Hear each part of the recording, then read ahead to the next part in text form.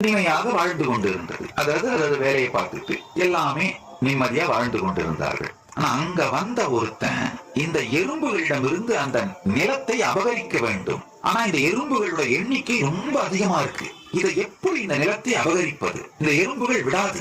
அப்ப ஒரே வழி என்னன்னா, ஒரு பெரிய குடுவையிலே இந்த கருப்பெருமையும் கட்டெருமையும் சிகப்பெருமையும் ஒன்றாக போட்டு அந்த குடுவையை வேகமாக குலுக்கி திரும்ப கொட்டினான். இந்த மிகப்பெரிய குழுக்கள் இந்த எறும்புகளுக்குள்ளே ஒரு மிகப்பெரிய குழப்பத்தை ஏற்படுத்தி என்னதான் நடக்கிறது அப்படின்னு அதுக்கு தெரியாம தடுமாறிட்டு இருக்கும் பொழுது அந்த கட்டெரும்புகளுக்கு இந்த குழப்பத்திற்கெல்லாம் காரணம் சிகப்பெரும்புன்னு, சிகப்பெரும்புகளுக்கு இந்த குழப்பத்துக்கெல்லாம் காரணம் கட்டெரும்புன்னு சொல்லி அந்த இரண்டு எறும்புகளும் உண்மையை புரிந்து கொள்ளாமல் இந்த ரெண்டு எறும்புகளும் ஒண்ணு அடிச்சிட்டு இறந்து போனது அந்த நிலத்தை அந்த